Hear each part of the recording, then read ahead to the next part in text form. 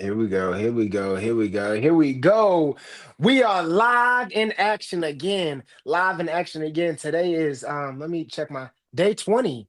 Day 20. 2 piece, 20 ball. 20 ball, day 20 of the Unphased podcast, man. The number one motortainment show in the world where we do our best to show you how to stay unfazed in this world that will definitely try to phase you.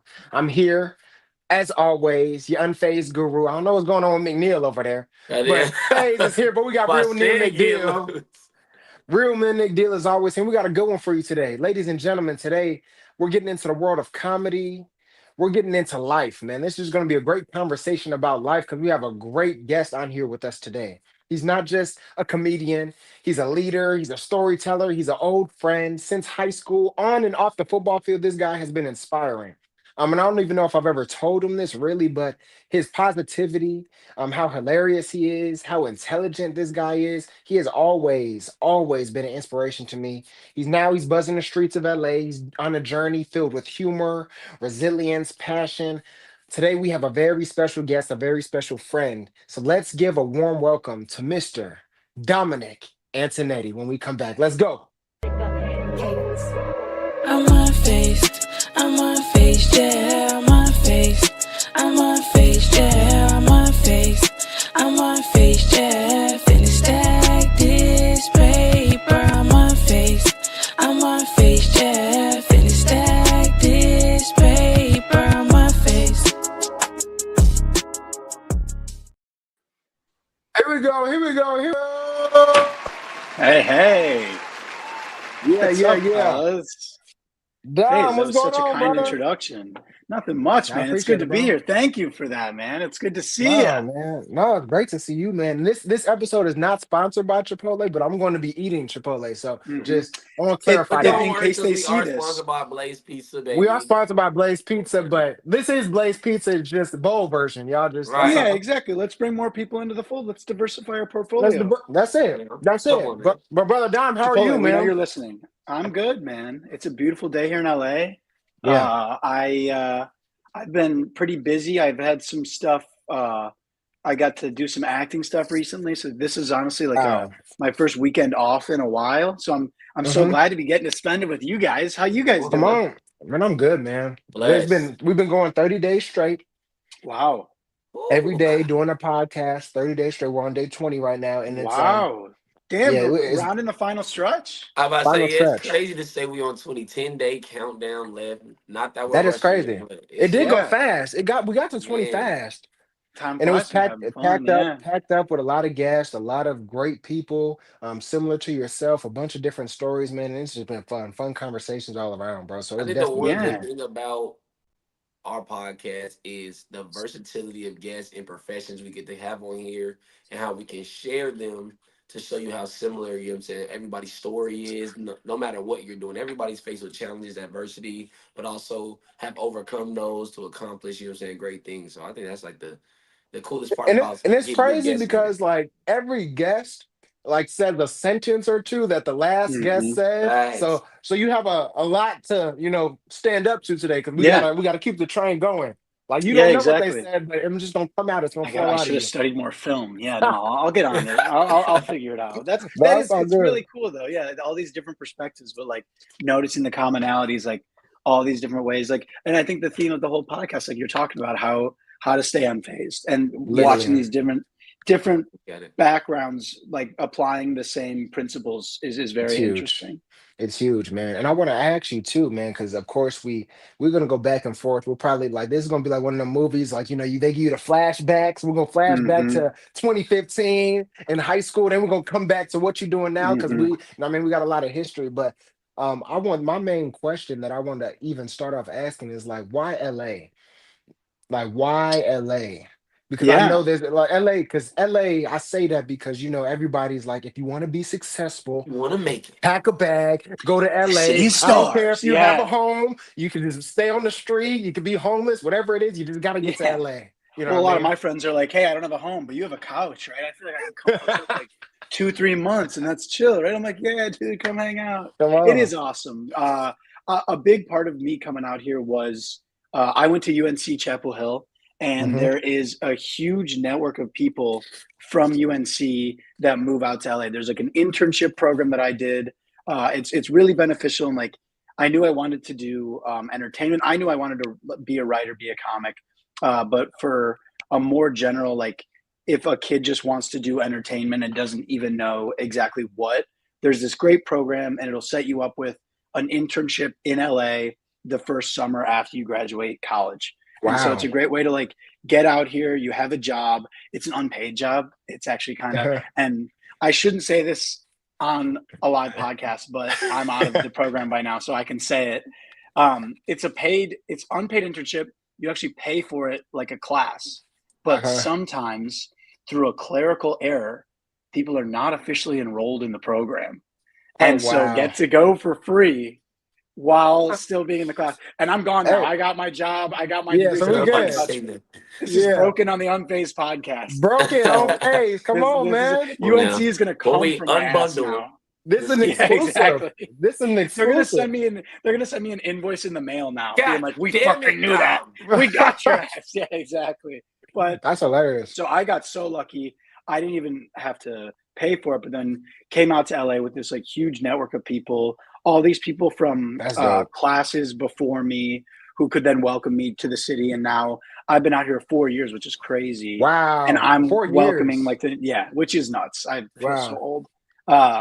And now there's new classes coming out, and we can welcome them, and it's just such a nice way. And actually the short film that I just acted in a couple weeks ago, the director is 2 years younger than me from UNC. So like, younger than me, but like more accomplished than me, honestly. Like is killing it, but is putting me in the movies, and like that's so cool to like get the opportunities from these people in your community. And it's great to get opportunities, but also really just to like have cool people to hang out with. Cause like you said, going to LA, like you go and a lot of the times you know nobody.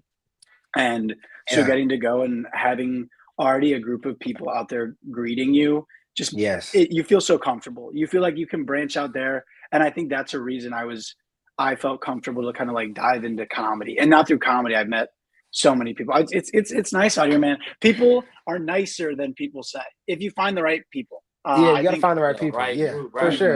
For sure. I think it's cool this too. idea of LA, I think that's cool too, because like even on that point, like not even LA, but I think the importance of getting out of your hometown Your comfort zone. and getting somewhere different, like a fresh start, like a new place. I think that's huge. I know LA, especially like for entertainment and everything like that, is huge. But like even for me, like coming from Chicago over to Dallas, it's just like seeing something new, not having no direction or anything like that, and then just meeting people, making all these new connections. It's been huge, man. So it's awesome for you, But to your point though, Phaz, as much as I know it's as much of a breath of fresh air as it might be. I know there was some worries, some kind of like, it was very scarce. You like, I don't know what's next, or like, were there ever any moments like that? Because I know coming out here to Dallas, to your point, 3 years ago for the first time, it's like, man, just trying to land on my feet, just trying to figure some things out, just to get stable. Like I don't imagine what that was like in LA. Yeah, it's crazy. I remember my dad drove me out here, who Phaz knows, who is our high school football coach. He's hilarious. He's a great man. One of the funniest guys in the world. Yeah. Taught me a lot about life and about comedy, about public speaking. He's a fantastic writer. He's an English teacher and a Chinese teacher now. He taught English at our high school for like 20 years, and he was getting burned out. And so the principal was like, well, he was getting burned out, so he was like, I want to teach something else. Can I teach German? Because he studied German all of his life. And the principal was like, we don't really need a German teacher. We need a Chinese teacher. What do you think about that? And he was like, yeah, okay. So he taught himself Chinese, and now teaches Chinese at our high school. And he's a brilliant man. So did a great job of teaching himself Chinese, and then taught me. That's so now crazy.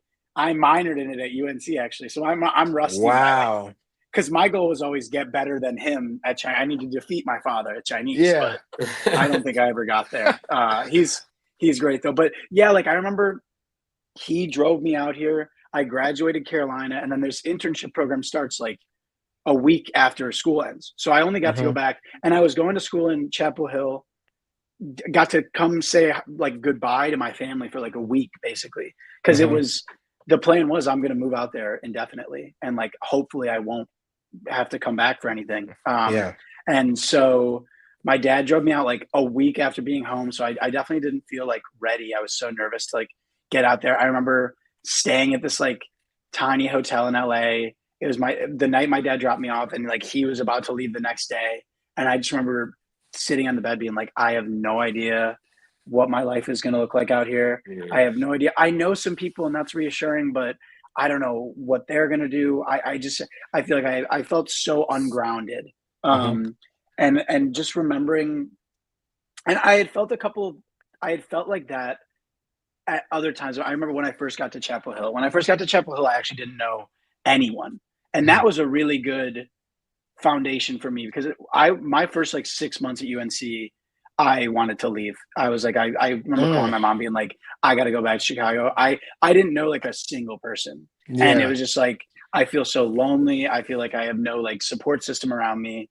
And it was a grind, but now I have like all these amazing UNC people in my life. And so sitting there in LA, I remember feeling that kind of same worry and ungroundedness and loneliness with my dad right there. But I think just like picturing what was to come and remembering like I have felt this way before and I've gotten through it. And that's just through like connecting with people and like staying the path. And so I remember like feeling that on the first night, knowing that it would pass. And now looking back, sometimes I'll drive by that hotel. I rarely like am in that part of town that I stayed at that first night, but I'll drive by that hotel and I'll remember like, I remember how scared I was and like how I was so unsure in that moment.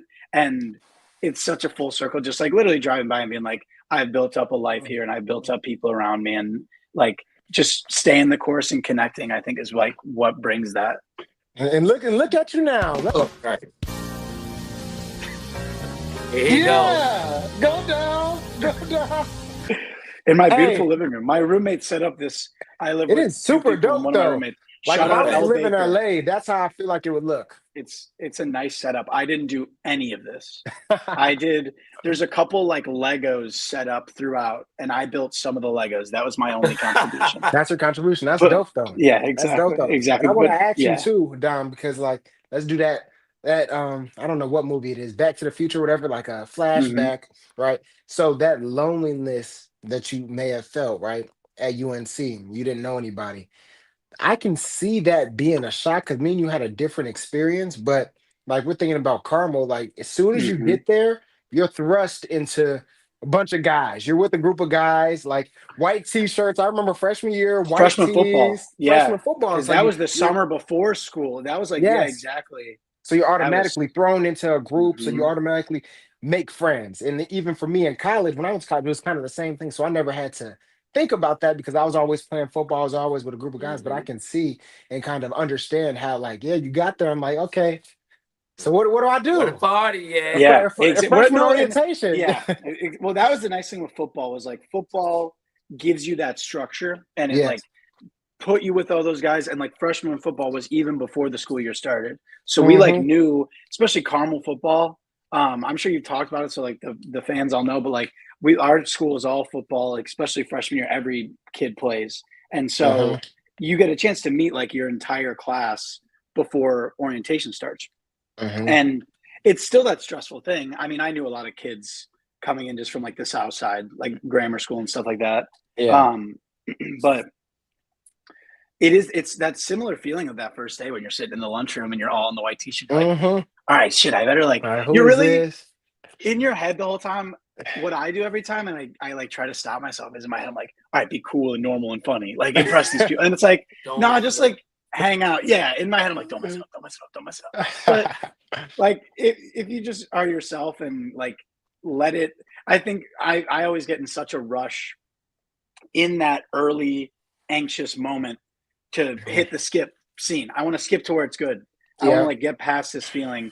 And it's just like reminding myself, like, if you follow the path, if you do it all right, it's going to take a little time and you're going to be in that feeling for a little bit, but you'll come out better because of it.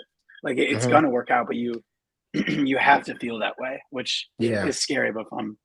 But football is great because it was just like, Exactly. Like football, it gives you that process. It's like, get in there. We're going to make you run until you puke, and then you can have this I shared think football, the experience. biggest worrying thing is figuring out if you're gonna start or not, or if you're gonna get to play. Hmm. It's not so much about, you know what I'm saying, and making friends. I think the goal and dedication is all there together. But yeah, no, I think to your point, it almost sounds like you're living that kind of, like, if you think about acting, or if you ever if you ever can get a role like that, it's almost like you're living in that moment of that kind of nervous, shy guy who's trying to impress the cute girl and never know Hmm. what to say. And you just like, oh, I gotta get her, and every time you get to, you're nervous. So that's kind of cool to kind of hear that comparison. But so now, to your point though, you're out there.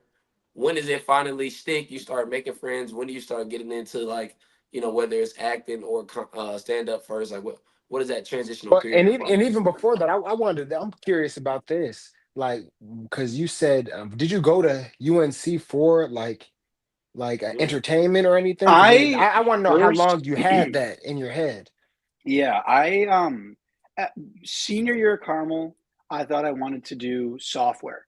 I was in Hmm. Mr. Scanlon's like Yes. a computer science class, and I really liked it. I And my was bad, Dom. making I don't games. mean to interrupt you. This is Dom. For anybody that sees this after, you were the smartest guy that I've ever known at Carmel. Like At Carmel. you could At go to a Carmel. 4.0. Like he always had like a 5.0 or something like Now in I'm the all kid the I'm cheating off I'm of like, for hey man, what sure. like why did he do this, man? So I knew you were always funny and entertaining as well, but that's why I asked that question because it's like I'm thinking, okay, you're about to be the president. Are you about to be, you It, know what I mean? and then I Something, you blew know? it, and I wasted it all away. No, it was like I wanted to do computer science, and I Mm, was a nerd in high school, so I was looking. I always wanted to go to Stanford so badly, and Favorite mhm. school. I didn't know exactly what I wanted to do there, but like by senior year, it was like, oh, I want to do comp sci, and I think like, oh, I'm pretty good at it. Like I'm smart enough to get by. Um, and then I started applying to all these schools, comp sci, and Mhm. really I liked doing the projects in class, and I would mess around with it a little at home. But looking back, I was not good at it, and I learned that later on because like the kids who were going to Stanford to do computer science were like building computers at home. And I was like making stuff in Photoshop, being like, "Oh, Mhm. isn't that like I can do the computer too?" And learned that a little late because like found out it all worked out perfectly. But I applied to all these schools, computer science. I applied to like Stanford and like all these dream schools I had, and I was valedictorian at Carmel. So people were like, "Oh, you're gonna get in," and then I get denied from like every school. I got Damn. denied from Mm.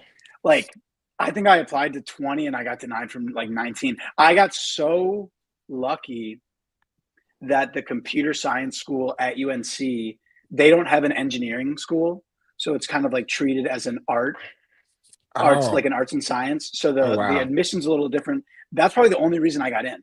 And um so like thank God it all worked out. And it worked out perfect. Like I wouldn't have wanted it to go any other way Yeah. because then by I did comp sci my freshman year at Carolina. That was, but high school senior year sucked. It was amazing, but it just sucked because with the valedictorian, it was everybody being like, "So have you heard back from this school yet?" I'm like, "Yeah, I don't want to talk about it. Like, I don't want to My talk about that one offers are either." coming in as we Yeah, speak. exactly. I'm waiting. They're in the mail. They're in the mail. They're getting delayed, I think. Yeah. Um, but then like, yeah, because like football, there were schools recruiting me, but it was just like for grades. And like MIT, that was a cool one. That was like the difference between me and you Nigga with been football. That was FBI. like I had like yeah, exactly. Well, I had like schools recruiting me for my GPA to go like MIT, but then you were good at football, so Yeah. and you were smart. So it's like Cornell's like, hey, Exactly. how about you come play real football? Whereas me, they're like, Exactly.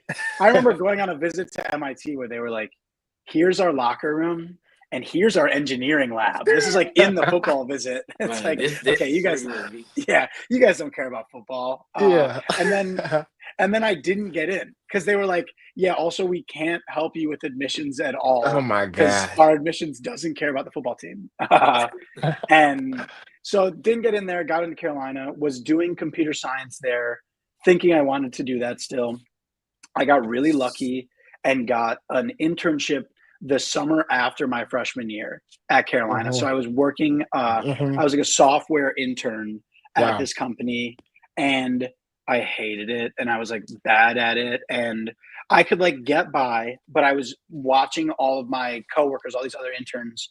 It just came so naturally to them, and I kind of got to this impasse where it was like I can work really hard and make this work, but I'm pushing a round peg into a square hole.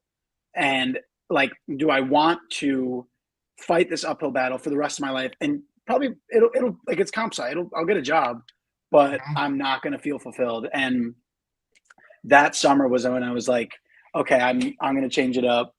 I need to do something else. I was like listening to a lot of comedy albums. I had like an hour commute both ways to this job that I hated. So I was like, that was tough. And I didn't like the job. And I would listen to comedy albums both ways. And one day I was just like, I want to do that. I want to be the people who are making these albums. And that's awesome. I remember like going to work and Googling how to do that. And like, it was like join an improv team. And so the next fall went and joined the improv team at UNC. And then it was like, from then on, it was like, it's going to be comedy and stuff like that. I think that's the beautiful thing about college. Because 90% of the time, none of us know what the hell we want to do going to school. I was going to school to be a sports broadcasting anchor, and then I wanted to be a sports therapist. And I'm like, wow, it's like broken bones. Like I faint every time I see some type of blood. So that ain't working. I hate this stuff. You're the one sports therapist in the office. Like every time you pass out, I need to get a second sports therapist for you. Bring him in. Yeah. No, I remember the first time I seen a broken bone, I was like, yeah, this not gonna work for me. We're gonna have to switch this up. So I think that's the dope thing about college. Like you have your opportunities to mess up, take a chance on yourself, but by the end of the road, you kind of want to start figuring some things out. So I mean, I settled. I pretty much was like, oh, I've been here for a little while. I was there to play football and socialize. Yeah. So you're in the right place now. Let me grab a degree. It's a long journey. Yeah. What'd you end up getting then?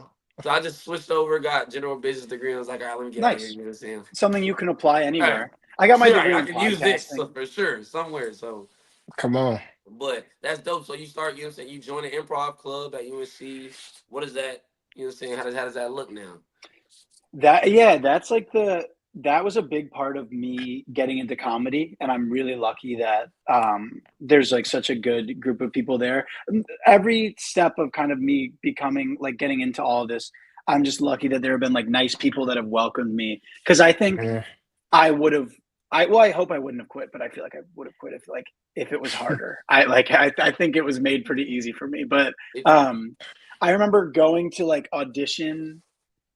So I Googled this. I had no idea. I was like Googling, how do you do improv? We all do. And so I went to auditions. I was in a sophomore, and there were all these freshmen there fall. And I remember sitting down next to a kid who was like, I did Second City improv camp every summer of high school.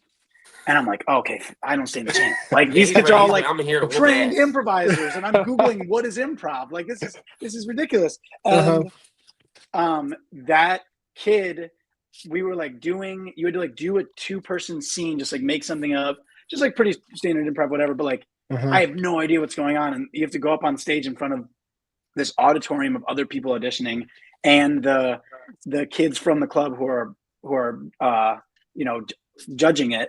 And that kid says he does the improv camp. I'm like, okay, I know who I'm doing my scene with. Like I'm going to use this guy.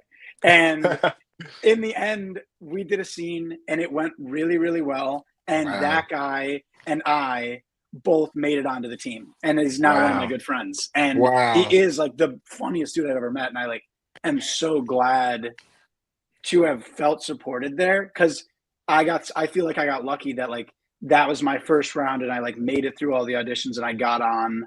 If I had not gotten on, I'd like to think I would have tried again, but I'm glad I don't have to worry about that. At the end of the day, like we always say, surround yourself around those who you inspire to grow and be like. So you was fortunate enough to be in the right realms. Kind of fortunate the same way, me and Phaz kind of clicked this thing off, because I was just hanging around the right guys at the right time, and it's what it's all about. That's like everything. That was the best. That was the advice that night. My dad dropped me off at the hotel in LA. I remember I was kind of telling him how I felt in all of that, and I remember like his biggest advice was surround yourself with good people. Surround yourself with people who are passionate and who like ignite that passion in you and who support you, and the rest will work out. And I feel so lucky that like now in LA, like 4 years, which again is crazy. I really do feel like I have like multiple networks of people who not only, I think first and foremost, I just think are good people and are people who like are good, supportive. Yeah. But like also I think are so talented and I respect so much. And then when they think the same thing, you're like, oh, okay. Like that's validating. Cause you're like, if you think so, actually in college, the reason one of the other big reasons I decided to move to LA, this is my roommate, Elle. Sorry to put you on the spot. She's the reason this place looks so good. There we go. It looks amazing. My headphones, but this is the podcast. Oh, very cool. But in college, Elle is a very talented writer and director, and she said she's keep gassing me up while I walk away. But she put me in a short film with my other roommate, and I remember I thought it was so funny, and I enjoyed the experience so much. That was honestly a big reason where I was like, and she was already moving out to LA. She had already decided, and I said, if these talented, cool people will put me in stuff, I should probably go. And that was kind of like the motivation to like get out here. Was having all that, and so it's just like that's super cool. Sorry? No. Oh, okay. Oh wait, yes. No, we can hear you. You can hear you. Ad-libbed the best line in that short. There you go. Which was he did. His talent speaking to his kind of ability to be in the moment and be warm and all what that. Can I say? He's a good guy. I planted her here to say that. For any extras, we are here. We got actors here. Yeah, I will relay. Right, we will fly out. That. Yes.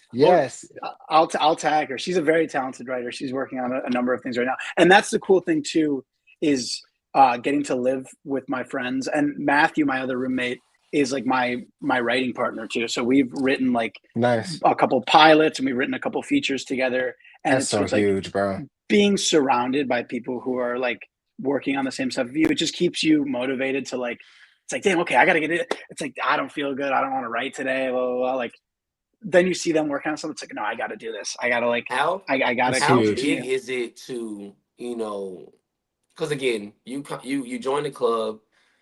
Is it imperative that you go to school for this to kind of excel you through it? Or is it more of like the networking and, the politics? Like how important is it to know somebody in the business, and how does somebody who may not have a background like myself in acting or comedy, take a chance on that and get a shot to make that a part of their library? I think school-wise, not at all, especially comedy. I think most of the talented comics I know, especially if you're like, and that's, I think I have a specific path to it. And that's the cool thing about comedy and acting in general, is like, there's no one way in. That's the like cool and stressful thing, is that there's no like one thing you need to do, but then there's also no one thing that like, okay, if I do this, then I know I'll get it. Where like that, I always think about it like, if you want to be an accountant, you're like, all right, I'm going to go get my degree. I'm going to find this job. And that's hard. Shout out to accountants. And then I have to like pass these tests. And if I do, we need you so bad. And if you pass these tests, you're an accountant. Whereas this is like, okay, if you do this one thing, maybe you get to do this, and maybe you get to do it. And that's stressful, but it's cool too, because it's like anybody can do it from any way in. And so I would say, especially from the stand-up path, which is like, I really do love to act and I want to keep doing it. And I think I'm glad that stand-up has kind of allowed me into that scene. That's like, there's no schooling you need. I think acting school is always helpful. And I wish that I had more training. I'd like to think that I've done improv, and that's like a big part of it, but I don't have like classical acting training. And sometimes I'll be on set and be like, it's the imposter syndrome. Like I'll be on set and I'll be like, okay, a lot of these people have that, yeah. Right. You see? Is that a theme? Did I hit a theme? Oh yeah, we've been very big on imposter syndrome and how that's been, impacting a lot of people who we brought on the episode to share their stories. Being in that realm where it's kind of like fake it till you make it, in a sense. Literally, the entire time. That's like such. I mean, you just fake it till you make it, and then you do. And like, it's the same deal of like, it's like the loneliness feeling. Is like, okay, I know I feel this way. if I follow the path, I will get to where I need to be, and I just need to follow that path. Yeah. But I'll be on set, and I'm like, damn, they can tell I don't have training. I'm like trying to do, I'm a comedy guy, so I can do big jokey parts. I can get, but then sometimes it'll be like, all right, now you have to do something really serious. I'm like, okay, like I know I can do it. I believe in myself to where it's like, I know I'm a good actor, so I'll nail it. But I'm like, damn, like I don't have training to fall back on necessarily. Yeah. It's kind of like, you got to cry on scene. Yeah, I haven't had to do that yet, but I think I could. I just got to think about our high school football season. No, that's it. That's all we got to do. Think about that last season. Yeah, get you there quick. That's emotional moment built up. Yeah, no, we got that. Yeah, that's it. No, it's fine. No, it's fine. But bring it back. We get. Yeah, exactly. There we go. But that was dope, Don. And the way to get in there is like just meeting people, and yes, I think a big part of that is my UNC group, because people know like, oh, you're an actor, but also now through stand up, it's going out to open mics and meeting people, and then open mic, like comedy friends are then, because then those people you meet at open mics become your good comedy friends, and then those friends are like, hey, I'm casting a short, I just wrote this thing, I think you're good for it, how about you do it? And we were talking about that earlier. It was that concept like of Ryan Coogler and Michael B. Jordan. Like, of course, they went to I know Ryan Coogler definitely went to school. I don't know what Michael Jordan did, because I know he was acting before, like in The Wire and all that. Michael Jordan went to UNC. He went to UNC? Oh wow. No, Michael Jordan. Yeah, of course. I know that. No B. No, I missed the B. MDJ, my bad. With the B. MDJ. I heard the B. But fantastic actor as well. If you've seen Space Jam, he's fantastic. Yeah, I've seen Space Jam. That was a really good one. But having that person, or having someone just like you have your friends, because you don't never know like what short is gonna be that one that propels you or whatever it is. So having those people where it's like, oh yeah, you write films, oh I act. You know what I mean? Oh, you want to go to do open mics? Oh, let's go. Oh, I write. So having that community, that's huge, man, because you never know where that could take you. Like even with me and E in the podcasting, like he wants to do a lot of stuff. I want to do a lot of stuff. It's like, okay, we can do a lot to on the podcast together and figure it out. And it's easier to do together. It's easier, like, when you have this idea for something, it's hard to build something from scratch. And so to like have another person with a similar vision, to like have a collaborator that like believes in the same thing. And that's where you're like, it's just such a nice balance when you're like, oh wow, you're a good person and I like your stuff. Like there's always those moments. Is a little bit different, but it's like my buddy's in a band, and I remember going to the first show, and it's kind of like you're seeing your buddy's band's first show, you're watching your friend do an open mic for the first time, you're kind of like, all right, I'm your friend and I love you, so I'm going to support you. I really hope you're good at this. Like, I really hope I don't have to like lie to you. Yeah. Like if anything, it's, hopefully I'll let you know and be honest. Like, I really don't want to have to lie to you and be like, that was great. But like, I feel so lucky that the people I am surrounded by are not only so nice and good people, but it's like, holy you're so talented. Like there are moments where I'm like, wow, like, you're so talented and you're letting me hang around. Like, that's really nice of you. Like, please keep doing this. Especially like, Phaz. Yeah. It's like, and you're putting me in stuff. So much from acting to stand. I remember, to your point, I actually invited him to my stand-up. To go see a stand-up show. And in my mind, I'm talking to my girlfriend. I'm like, hey, what if, like, you think he's gonna be good? I'm like, Phaz is naturally funny, so I think he'll be all right. But this is like scripted funny, so I'm like, I don't know. And he had to write his own jokes. It's different. We got up there. He's very animated. One of the best comedians of that night, I would say. So I was like, I'm very proud of him, and like, man, exactly. I got somebody who's I know that guy. Yeah. And it was one of those things my friend, too. Y'all. And it was one of those things too, where you realize, like, I've started like watching comedy, like, and once you get in there, you see it from a different perspective. Like, I took it was like a class. I took the comedy class, and then at the end of it was like a graduation type show, that production that they put on. So that's what I invited them to, and it was so dope because it put me into that world of really like writing and joke. Because like, you think like my first experience, I think I was talking to E about this, like my first experience with comedy was Kevin Hart, like really understanding and seeing, okay, this is stand-up comedy. Like, I've seen it before, but this is the first time I really recognized it. And then actually doing it, I thought he was just up there being funny, just talking. No, you're like, but no, it's not. To this. There's a structure to this. Like, I remember that. Like, same with like screenwriting, like making a movie. I remember like I remember the first time like I took a class at college or something, or like read a book, and it was like, oh, there's a formula. Like Yeah. like it's not just this like magic thing that I remember at first it was like, oh, people can just like think of a movie that's so crazy, and then it was like, oh no, you like have an idea and you can plug it in, and there's just like, I mean, there's a million books on screenwriting, but like I remember reading one and it's basically like, yeah, there are like 5 types of stories, and you figure out what type of story yours is, and you plug it into this formula, and it's not a form, like you're bringing your own thing into it. That's just kind of like how you extend this story. How do you heighten it, and where are the points that you like accentuate, and where in the story should you add a twist? It's like there is like, and you see, and you're like, oh, it's a structure. And the same with the joke. You're like, oh, it's just, and Kevin Hart was an early one for me too, and his is almost difficult because he's such a good storyteller. Yes. So at first you're just like, oh, he's just like telling a story about his life, and he is, but he knows how to put it into the structure.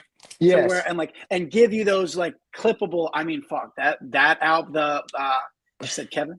I said Miss Green. Yeah, that Miss Green. Yes. She said you might got know. Yes, I do. Yes, I knowing do. how to do the back and forth dialogue. Yes. And you know, it's funny they say that they tried, like a lot of comedians do this to really see if their jokes are where they need to be. Not only they put it in this formula, which you're probably speaking of, they also tell it in front of other comedians, people whose sense of humor are to a higher degree. So it's like they really got a hit on this level for them to find it funny. You know, people who are just looking for a laugh, like, you know, the natural citizens, civilians, you know, we, whatever, especially when you got to name yourself, whatever you say, I'm a laugh. Civilians never get. Yeah. So, but it's like, so we'll kind of work that, you know what I'm saying, that process in. Yeah. It almost makes you think of like you said, it's so much foundational structure that goes into it, to the point of, I'm like, what's your creative, you know what I'm saying, process when it comes to everything? Like, how do you really, you know, get into that bag, get into that moment, and really pull out these jokes that you know will do well? Yeah, that's always the, like, mining your experience is the great challenge, I think, of it. Like, and just trying to like write as much as possible. I think all the good stand-ups say like, write as much as you can, write like it's a job, write every day. I try to write every day. I need to do a better job at it. It's easier to have writers around me. It's easier to live with writers because I'm like, I don't feel like it, but he's writing, so I need to too. Or like, you know, me and my roommate are working on a screenplay, and I have made a commitment, and I need to do a better job of holding myself to the same commitments that I make to other people. Whereas like, if I make a commitment with my roommate, I'm like, we're gonna write, that's big. so I'm gonna write. And then sometimes I'll say, I'm gonna write. And you have these people holding you accountable around you, which is, you're speaking it into existence and then holding yourself accountable. And I do a good job with other people, and that's something I need to work on. It's like, if I say I'm going to write, if I say I'm going to do this, I've made a commitment with myself, and I need to hold myself accountable to that. You have like a write a clock, like shot a clock, have something in the house. That's your 2 o'clock. Write a clock. I earn, once that hour passes, then it's shot o'clock. Then it's shot o'clock. Yeah. There we go. It's positive reinforcement. Yeah, but I have like a little clock in my life that tells me everything. I just need I got lunch o'clock, and that's my coffee in the afternoon o'clock. Yep. Then it's right o'clock. Then but then it's like actually getting the ideas is honestly the hardest part for me, is like thinking of a premise, because once you think of a premise, it's like, okay, I'll think it into a punchline. But you're kind of like sitting there thinking about like, what do I want to even think about? You're just kind of like, I need an idea. And I've gotten a lot of good advice from like better comics than me. Like, people have talked about like, it's always like the things that you're passionate about are the things that'll be easiest to write about. So people are like, think about what's either like pissed you off or made you happy in the past week. Like, what's something like that really got you excited? And then like, I'm always just trying to like mine through my own experience. I think a lot of my stuff is like about growing up on the South Side, is about going to like an all boys school, is about playing football, is just like about like. Y'all went to all boys school? Yeah. I told you that. I'm learning something from your people. I told you that before. No, and that's like, it was like everybody played football. It was like a big, like, that was the culture. I know people was in trouble at that school. Oh yeah. Yeah. I Let's mean, do it. All boys. It's jokes 24/7. it's jokes. The teachers are making more jokes than the kids. I just remember like you'd be in Yes. like AP US history class and a teacher would just Yes. like, roast the shit out of a kid. You're like, I didn't know this is Damn. allowed. Yeah. Fuck Literally. braiding up. Literally. It's Literally. like shut the fuck up. You know you're not passing this. I'm like, man, dude, like we all did know, but like you're allowed to Yeah. say that. Right, It was Mister. I think that was confidential. Please. yeah, exactly. Let's not And But like yes. that's the story. Like that's like getting to talk about that, and that like that upbringing gives you a good background, I think, too, to like there's also like a big roast scene in comedy, and you're doing all these roast battles, and it kind of is like, wow, it's like I'm back at my high school lunch table, just like trying Yes. to not bully because they're my friends, but like Yeah. you know, trying to like get under your buddy's skin. And then yeah, you're talking about too, like it kind of goes back the same of like having good people around you. So then you have like ideas, you have a premise. I think a big comics talk about, you say, is this anything? You're like hang out with your comic friends and you're like, I have a premise. Is this anything? Like blah, blah, blah, blah, blah. And like, what do you think about that? And then like, you know, you get the feedback. Hey, I think that's a good idea. I like that. You say like, I have this premise. I'm thinking of taking it in this direction. What do you think? And then there's kind of like, oh, I like that. Maybe you try to flip it there. And it's that's like what that's one of our like Frank we had on the other day, but he was saying like the beautiful thing about being around and for your situation, just living with other great writers and other great, you know, creative people, you're almost in that kind of like to a smaller degree like the A&P house where you guys are constantly bouncing great ideas off of each other. Yeah. And it just makes it for that much easier of a flow, because it's like, okay, yeah, to your point, I might not want to write right now, but everybody else is writing. Why not write right now when everybody it else is keeps you in the writing, just mindset. flowing? Now I can get some actual things, and now you get trapped into, or it's almost like you get like runner's high. I'm sure there's been moments where you've gotten like, okay, this is really a good There's an writing session electricity. for me. Yeah. I mean, that's the best feeling too. Like I love not only writing like stand up, but I want to be like a TV writer, because TV writers, like a TV writer, you're in a writer's room. Call my people. Like this. Yeah. The like, just the idea of like you're in a room and working with people. I love that collaborative element. That's my favorite part, and that comes from football. I love like being on a team and working together towards something. And like, and especially in a like TV writers room, it's just like it's crazy. That's a job. Like you're just like you're spitballing, you're doing bits with your friends, and then like building structure. And I think that that's a good skill I have, is building structure from bits. I can like put things together well. And in the long run, I want to be a head writer. I want to be a showrunner who's running a room. I like having that leadership role and like directing a team and like having that collaborative element, having that like, oh, that's a funny bit. What if we did this? What if we did this? What if we did this? And then you look back and you're like, holy shit, we just like found something in this moment. We built something together, this concrete thing out of nothing. And that's beautiful. The sum of all of our ideas being much greater than any individual idea. It's like everybody bringing these perspectives, making it so much better and funnier. And that's the goal of like, I've kind of flip-flopped if I wanted to. I've always wanted to be a TV writer. And at times I've wanted to be a showrunner, like the big boss head writer kind of thing. And times I haven't, because like it's stereotypically like the hardest job ever, because you're like the head producer on a show. You're like worried about like all the logistics. You're worried about like all the people. You're worried about like you're in charge of the writer's room. You're like also like on set in charge of everything. So it's just like constant. I read Tina Fey's book, and she talks about being the showrunner on 30 Rock, which is one of my favorite shows of all time. And she was starring in it. And she just describes like, I slept like 2 hours a night. I was just like miserable. And I like, but like all of us don't need sleep. Yeah. Speak for yourself. Speak for yourself. I'm like, well, because I read that and I'm like, damn, do I want to do that? And then more and more, having more time, I'm like, yeah, I do. Because I love to act. But then even more, I've just thought about the idea of getting to build a team. Like getting the idea of like, oh, I would in that case, I would get to pick out all of my favorite comedy writers, not just like individual favorites, but kind of think about like whose strengths would balance each other's the most. And then like you're like fucking Build the something. Avengers. Yeah, you're like, Yes, oh, no, what are like literally. each thing? And so it's like the idea of getting to like curate that and then be a leader of a group like that, working towards making TV comedy. It's like all Yes. of my kind of passions in one. So like having that collaboration, I think, is such an important part of it. That's dope. I feel like so to that point, all of us have big dreams. Along the road, and we've talked about this again. I like to, talk about things we've talked about. I'm sure there's fear, but there's gonna be a lot of We call failures that a and callback in losses. comedy. Right. Come Look, on now. teaching me something now, learning Yeah, something come now. on. Call back. But there's a lot of probably fear, but also on top of fear, there's losses. There's a lot of failures, a lot of things that we don't always accomplish. One thing I'm curious, I've been wanting to ask you on here, with your sets, like you've been doing comedy for a little bit now. Have you ever bombed?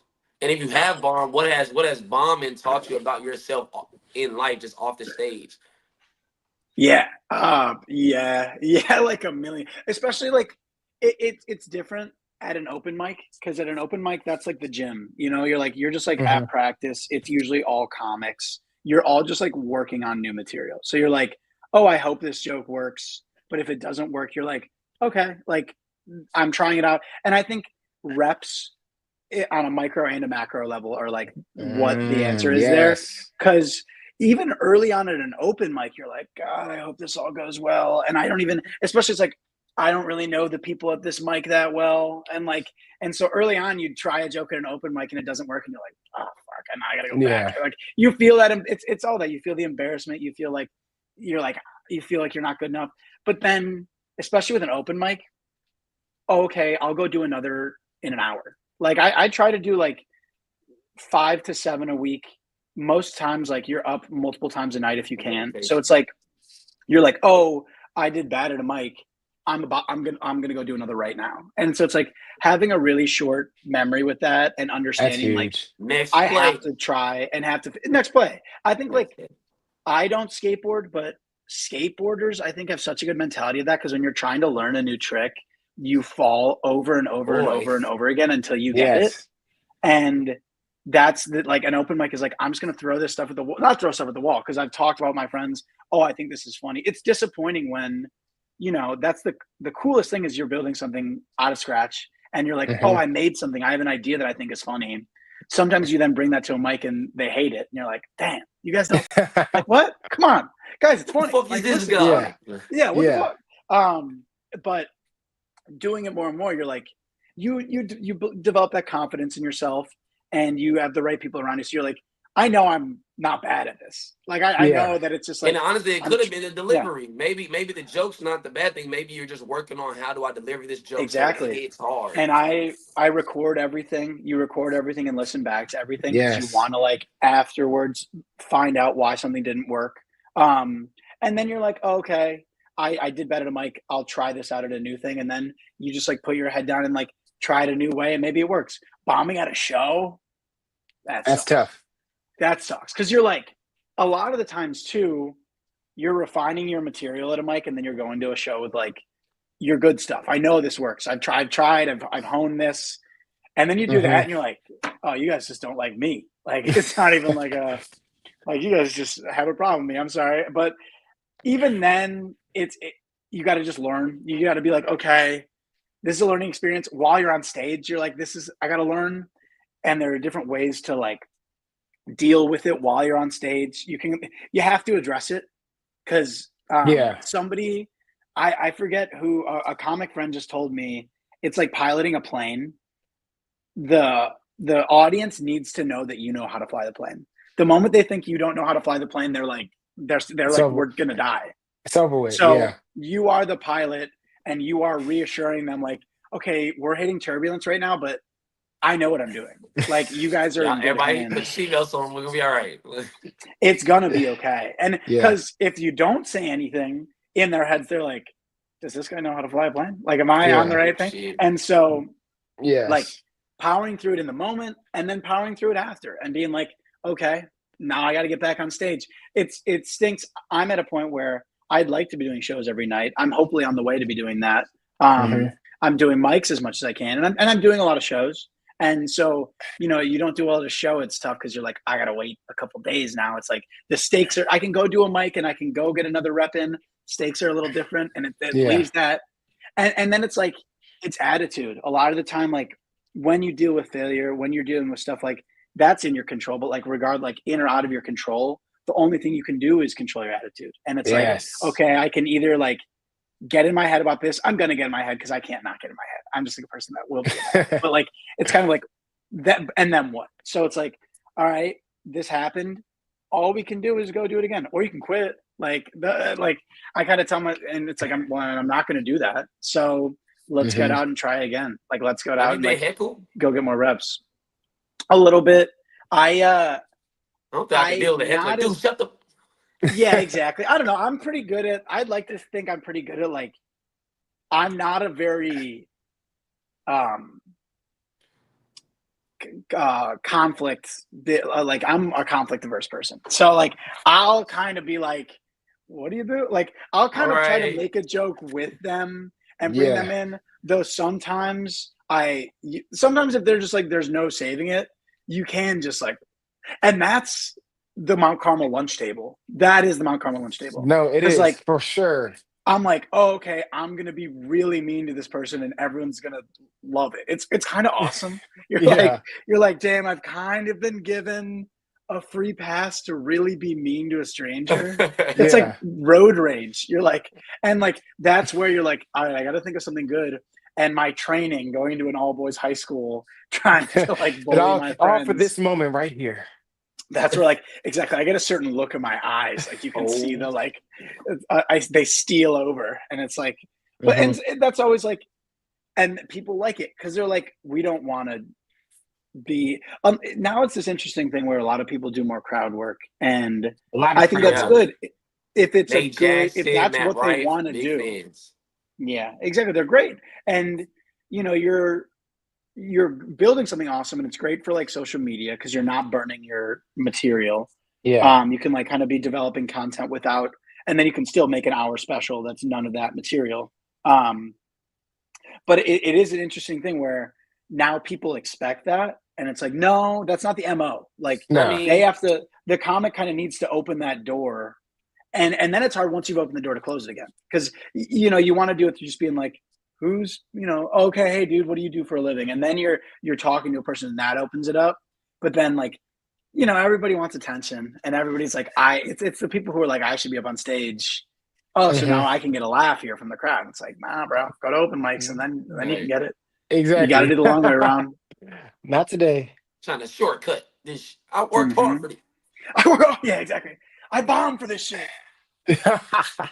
Now that's huge, bro. I think one of the cool things just about comedy, because when I started in the comedy, it was one of those things, a lot of things I feel like that I've done, it was that realization. I think in college, even when I was at Cornell, it's probably my junior year where I was like, man, I am more than a football player. Yeah. Right. So it's like I had that realization, like I want to do all of these things, but I'm not doing it. I'm allowing football to kind of take over everything and run everything. And I have time to go do these other things. So I started acting a little bit at Cornell.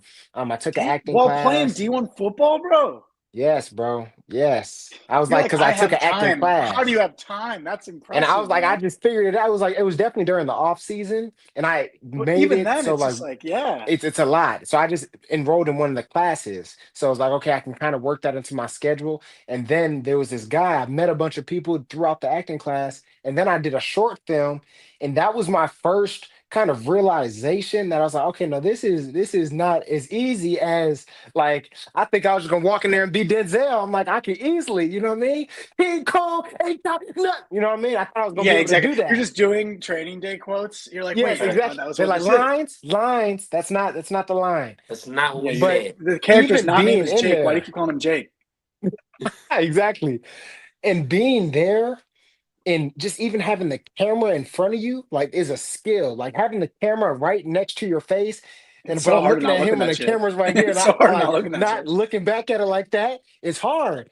And even just looking at somebody, like if me and Eman or me and you were doing a scene, right? And just the art of being able to like be serious. Because because I was doing it with one of my friends too, and I had to do like 50 takes because I couldn't even just. Right, That's the lock first time in, I lock really in, looked lock at in. somebody in their face for real, and I'm like, damn, Yeah. you kind of No, ugly, exactly. man. So I couldn't Yeah. even. I was like, I Damn, I kept realize you had laughing. that mole on your chin. Yeah, I've But it's definitely a skill, man. And after doing that, and even the podcasting, like itself, having because we started out live in person, like having the cameras there, and then I did some short films here. Like I kind of developed that skill of just being in front of the camera. Like even with content, like any type of content, I seen. I think the first time where I like realized you were doing some content, like just like funny skits or whatever it is. Yeah, I'm like they exactly. were hilarious, and I'm like, Dom, this is hilarious. I think I commented like this is hilarious or whatever it is.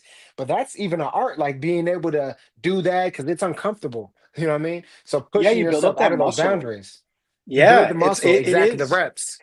It's everything you're saying. I remember the same thing, being like, I film and like shoot, like I used to make movies on like photo booth in iMovie as a kid, and I was like, oh, this is easy, like this is fine. And then you get in front of a camera, and you're like, I have some It's not adjusting to that. do, and that's where Hmm. I mean, it's great to take that class. I think that's such a smart, and that's so impressive to find that time, bro. I mean, that's Hmm. Even now, Phase is motivating us. We didn't sign up for some stuff, so exactly. Yo, we I was got to gonna get tell you Yeah. right. that we just because we're trying to find because I don't know if you ever have you been to Dallas Mm. clubs at all? Well, Dallas, they have the Dallas Comedy Club, they have the Improv in Addison out They here, do. which is My friend is. I think my friend Dan Donahue was at Dallas Comedy Club this weekend. Actually, shout out really, Dan really, Donahue. yeah, no, they're amazing. It's a great club. That's why I did my I did comedy one. Nice. I did the first comedy one class, level one, did that, but now me and him were talking about going up there and doing an improv class or a sketch Yeah. class. They have both of Yeah. those too, because I love Key and Peele. And I looked up Key and Peele one time, and now my algorithm got me. So every time I open my It's phone, it's a Key and constant. Peele sketch, Yeah. and it's just That's Shout out my to hilarious. the favorite. ODs, Big Dave Yeah. Chappelle. Yes. One of the greatest. Yeah. Chappelle Yes. show. I mean, I sketch acting is probably my favorite like medium. Yes. Live sketch. I'm on a sketch team. We met in LA. There's the Groundlings School. There's Groundlings and Hmm. like UCB, Upright Citizens Brigade, are like the two big schools out here. And I Yeah. did Groundlings, and I met a group of people, and that's the same thing. I'm just like surrounding yourself with good people. I took one of those classes. I only took 101. Ended Hmm. up just meeting like 4 or 5 really talented people, and That's now awesome. we're all on a sketch team together, and we perform Hmm. like once like every other month. We like write 10 sketches and have a show. And we just did there's a festival, like a comedy festival in LA called Hollywood Fringe. We did a Hmm. run of like 3 shows of at a theater and of like just doing sketches. And I That's so love cool. live sketch. I love like playing a Yes. character. You're playing a character, you're Yes. playing with your teammates and stuff that you're like getting to be in character with them. And like you're saying, it is like jarring at first. And that's where the improv really comes in of like, I think it does help you be in the moment where you're Hmm. like, I'm just gonna lock in and like be in the scene and look at you fully. That is like I didn't think about that either, but you're all like, I've never really looked at this I've person never really before. looked at Right. nobody before. Yeah, exactly. And like, so it that's where you're like locked in as the improv, but then you get up on stage in a sketch and it's like I'm with my friends. I love sketch acting. I love playing a character, but then I love having an audience too. Like as opposed to Yes. like acting for the camera. I love to Hmm. like that's the stand-up side. Is I like to Yes. the feeling of killing, the feeling of like I have them. I have like they Gotcha. are like Eating out you're the palm doing of my Keep hand. yeah, going. it's yeah, exactly. And like that you're doing a character or something and it brings out an even bigger part of that character because you're just like that's an improv principle or a stand-up principle. It's basically like if they're laughing, keep doing it. Keep So hammer on that. you're Yep. like, yeah, you're doing like a little character bit. It's not an integral part to the scene, but it's killing. So you're like, I'm gonna keep doing this. And Look at being going. around Yep. people that are good and are improvising too, so they know like, oh, you're gonna keep okay. I know my lines, we're gonna get to this next point in the scene, but like let's be funny. Let's just have fun. Like that, like you're just Yes. like there's no better feeling. And so I think that's such a good taking classes gives you those skills, but also brings more people into your life. Like brings Brings you more those people teammates. And now I like-minded. have another like I have these I have stand-up people, I have these like the sketch community, I have all these great North Carolina people, and all three are intertwined as well. And so Mhm. it's just like not like you're getting that support, but it's also like, damn, you guys are so funny. And you're putting me in, you're Yes. writing these hilarious sketches and casting me in them. Like, as Yes. long as you keep doing that, I'll still be here. That's like, as my Yes. plan is as long as like the people around me. And so much of it at the beginning of moving here was making opportunities for myself and all of us doing that. I produce a stand-up show out here. We've been doing it for like 3 years now, which is crazy. And we're now there's another branch of the show. One of my co-hosts moved to New York. So now we're bi-coastal. It's really great. That's something like we built from nothing. It's called 4K comedy show. Yes, I've seen that. Definitely. LA. Yeah. And at first that was, God, I'm not on any shows, and I want to be on shows. So what do I do? Let's build a show. And then it was the Wayne's Brothers special. Literally, and like we were in LA, and it was like, oh wow, we can get like famous comedians on stage because people just want to do the show. And so very early on, we were able to make like a good show, and then grow and grow. And now we're on 2 coasts, and now it's awesome. That was started because I wasn't getting any opportunities, and it was like, we might as well make them. Now I feel like I'm getting opportunities. People are coming to me, and that feels validating. But I also have this thing that I made to where I don't need to rely on anyone else. Like I can build this thing. And I think that's the value of like making stuff. Yeah. And like y'all making this, like building this, it's like the opportunities are coming up from the ground to where, can't nobody take this from, like, to have that thing that you made from the ground up, and nobody can dictate to you or determine, what you can and can't do on your platform. That's what we're all about, what we're building here. But I do want to ask a couple quick hot take questions if you got it. Real deal McNeil with the hot takes. With the hot takes. You gotta get your own. You gotta get your theme music or something on here. I don't know. We gotta get right. Yeah, like an intro song. Maybe this one is you. We gotta come back to that. That's good. It's good introspective music. Yeah, exactly. Yeah, exactly. All right. So real quick. So if your life was a stand-up, what would be the name of your special and why? Great question. Name of my special. That's something I guess hopefully I'll have to do that. It's most of my comedy is like laughing at the dumb mistakes I've made in my life. So I feel like it would have to be something like that. Somebody's definitely already made one called like Failing Upwards. But that's got a nice ring to it. So I'd maybe steal that name. I've heard Failing Forward too. Yeah, but like, because that's what I do feel like it's all just like stumbling into greatness would be way too nice to myself. Like greatness, stumbling into greatness, stumbling into fineness, maybe. Yeah, stumbling into goodness. Stumbling into goodness. That is a good one. Stumbling into goodness. Let's set reasonable goals. Hey, this is Dom's first special. Yeah, we created it right here. The deadline article right here, as broken on the Unphazed podcast. Yes. First look deal. Yeah. But like literally it's just like, because I think it is about you're stumbling. As long as you stay on your feet, like you'll find something. And you keep like that's the attitude I talk about too. Like when you fail, dust yourself off and it's like, let's keep going. Yeah. I want to ask someone too, just off of that too.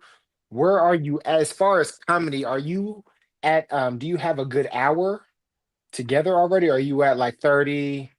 I'd say I am at 45 to 50. 45, I did my first 30 last December. December was my first time ever doing 30. Me and another stand-up buddy did our first 30s together. And that was awesome. Like I had never done a set that long. I didn't really know how much material I had. And I ended up doing 30, and then I got capped at 30, but I probably had like 10 more minutes. It's kind of like I had 10 more minutes of like maybe not my best. I think I have 45 solid, and I could stretch. And that's, I think a lot of people on tour have 45 solid. And then and that's when you do. They got credit. You got the credits too. That's 5 minutes of credit. Yeah, exactly. That's credits.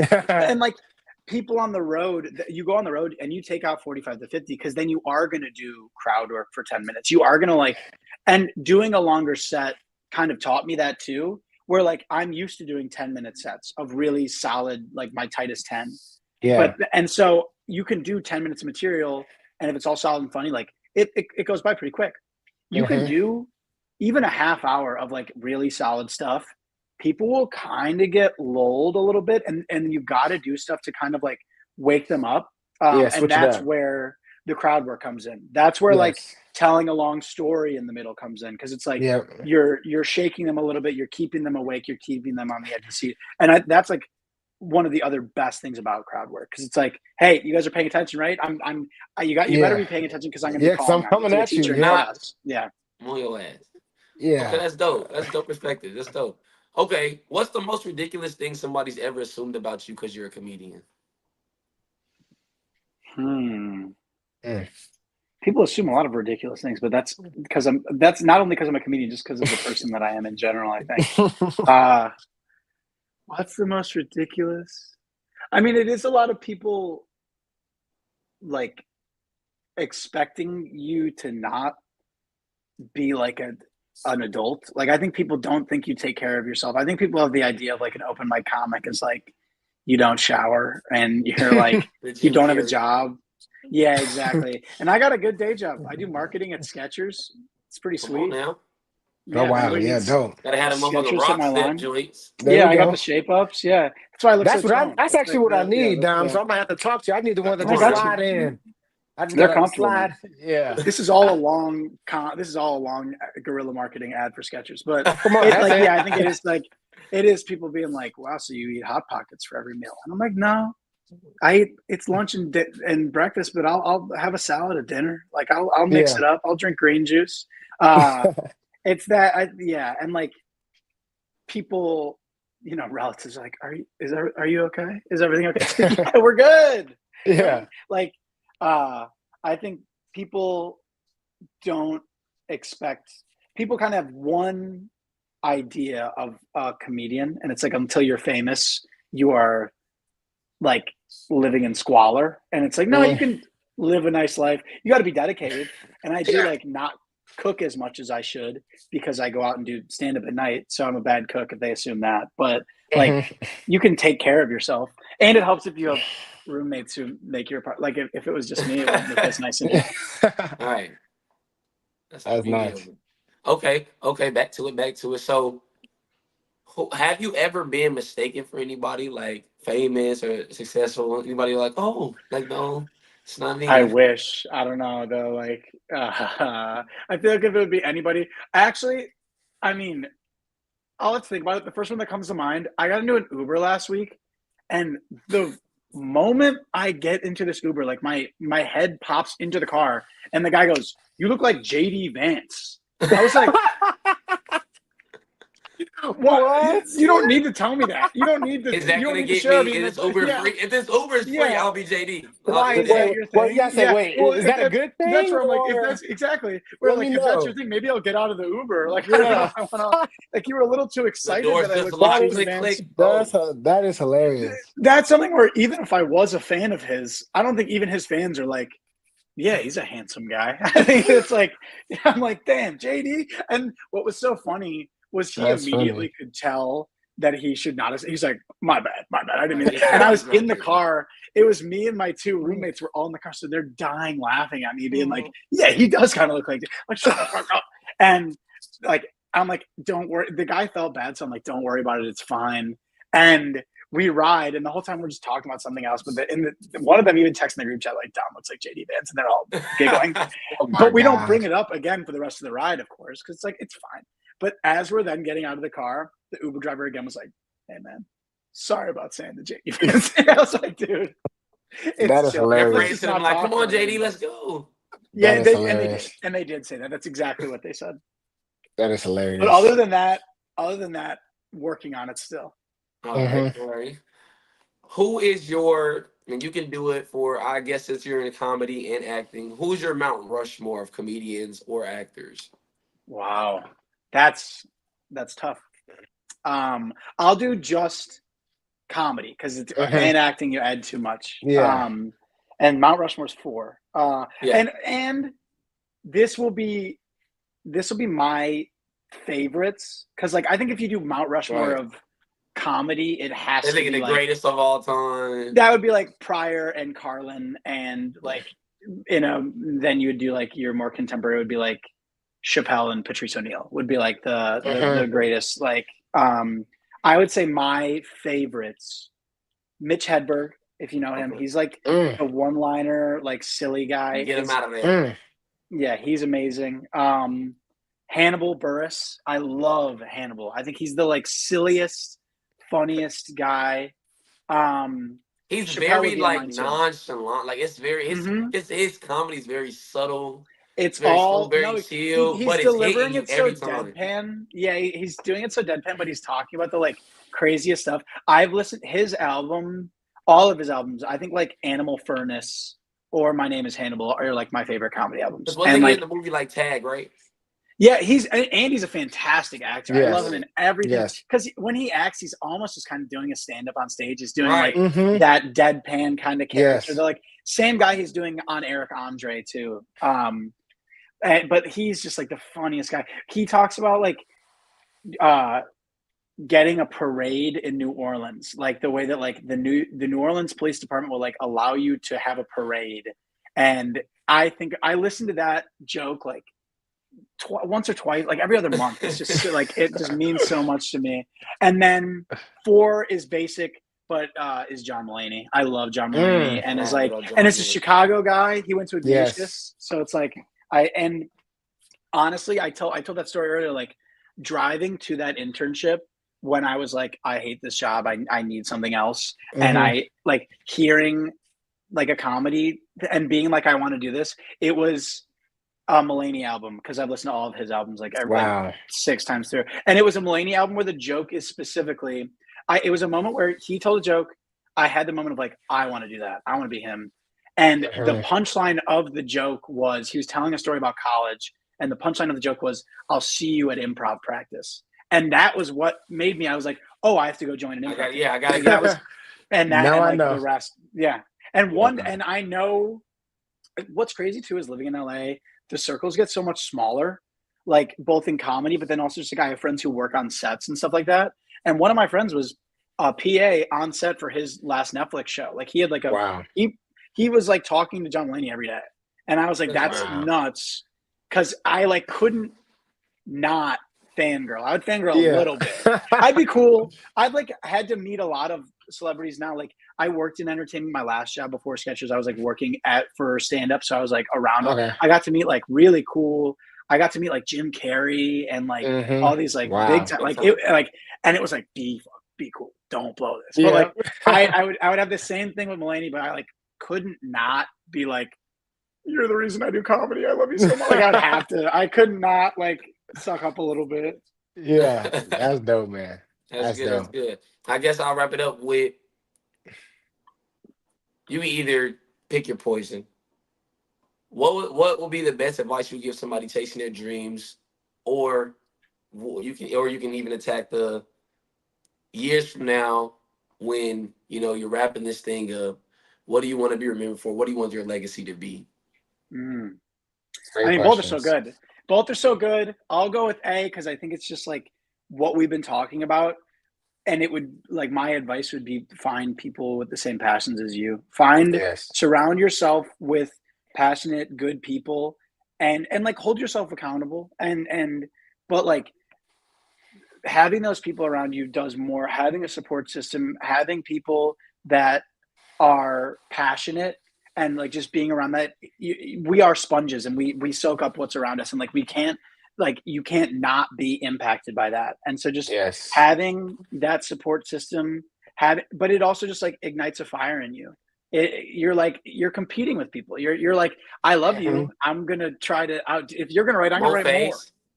Yeah, Come on now, It's come like, on. when there's that real love, it's like we'll hold each other accountable. Yes. I'm competing with you. I want what's best for you. And I like, Yes. and it's that, I mean, and that's where it goes back to football too. Like it's comedy. I just had the thought, iron sharpens iron, which is such a dumb thing to say about comedy. Come on Like, now. Like there's no iron being sharpened, but like, it's that concept. It's The that facts. like Yes. being around good people who want it like you do and are working hard like you do is inspiring. And it makes you feel like you can do it because it gets a little closer every day, and it becomes a little clearer every day, and people make strides all around you. Like my roommate was a writer's assistant on the show on CBS, the Neighborhood, that was Subject Entertainer. Oh yeah. And this past season, got to write an episode, which is rare for a writer's assistant. And my first thought is, I'm like, fuck you, I want to write But like that's like my best friend. So They're I'm like, the wealth. this is this. I'm like, bro, like it's real. It's right in front of us. This isn't like a dream. Like it's a dream. I was pissed. And I'm like, bro, we used to dream about this like a year ago, which is fucked up. That like to go from dream like, but like to get to watch that happen. I got to go on set and like watch him in the chair that said writer. I'm like, bro, you wrote TV, and this has your name that on makes it. Yeah, it has your name on it. We watched the credits and it says written by Matthew Keith. I'm like, bro, like it's right there. Like that's where that doubt gets pushed. You don't push down, but like that's where you're like, I don't need to doubt myself. I am good, and the people around me are good, and I believe in me. And if they believe in me, I got to be doing something right. Come on, man. And to wrap it up, Dom, man, this has been an amazing episode, bro. Amazing Truly, episode. Man. It's been, thank you guys for having me. It's been so much fun. It's been a pleasure. Yes, bro. We want to ask you the unfazed question, man. The unfazed question that we ask all our guests on everything going on in the world. I'm glad to hear you're doing well. I'm glad you're enjoying LA, but things can get crazy. And like we'll have to have you back on again, man, because we didn't even really get into all the like political and all the stuff like the fires. Like you were in LA during the fires. I had to check on you, make sure everything was going good. We didn't get to talk about that, so we definitely will. But overall, with everything going on in the world, man, you're still chasing your dreams, you're still doing amazing things. How do you still stay unfazed with everything going on in the world?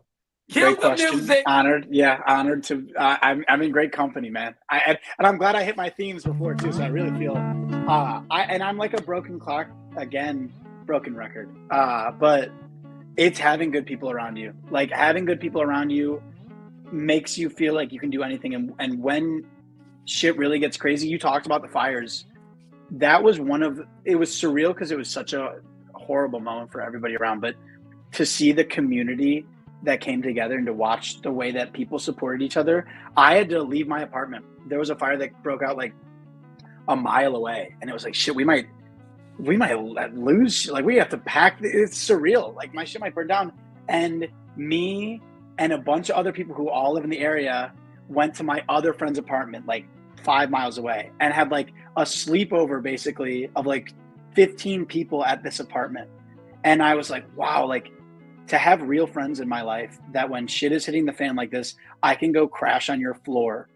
Cause like that's love. That's like in a time of difficulty, all we have is the people around us, and being able to rely on them was such a beautiful thing. That same friend, I just helped move, and they were like, God, I appreciate you helping me move. And I'm like, I would do anything for you. Like you did something like in a time that it was so scary. And like, that's a time of feeling untethered and ungrounded. You're like, wow, I have people who love me and support me. Like I can do anything. I can overcome anything. And that's the same thing. You find good people and good things happen. Wow. Dom, brother, it was amazing having you on the episode, bro. I know we could go all day, so we definitely have to bring you back, man. Running out of time. But yes, bro. I'm definitely inspired by everything you're doing, man. Definitely got comedy, acting. I know I tell everybody this, that we're gonna like all my friends that I bring on the pod, but the reason I create this pod is not only for myself, but to help, you know what I mean, and get people's stories out there, let people, the world, be able to hear the stories and share all these different things, because I know this is all going to come back full circle. I don't care if it's on the pod, outside the pod, acting, comedy, whatever it is. I know it's going to come back because we're doing what we love, man, passionate about, man. So I appreciate you. Exactly. It's so cool to like these connections run deep, man, and to see it now, to like you're talking about, we'll see it in a few years when like more things are going on. It's just it's a beautiful thing to get to keep talking, and who knows where it'll lead. Yeah. So ladies and gentlemen, Dominic Antonietti. Wait, before we get off, that's his Instagram right there, but let him know everything you got going on, man. I know you got the 4K comedy show, anything where they could find you, where they could find that. Definitely want to let them know that. At Dom Anto on Instagram. 4K Comedy Show is my show. The Stupid Fucking Has-Beens is my sketch group. I have a satirical fitness Instagram called Body by Dom. There we go. So check out all that stuff. Check out the pod. My short film is called In the Weeds. And I have a new short film that I wrote and produced called Little Ed's Big Sale on YouTube and in my Instagram bio. Yes, man. And we'll have some of that in the description here below, man. I appreciate you, Dom. Again, everybody stay unfazed. We at it again. Thank you, guys. I'm unfazed, yeah.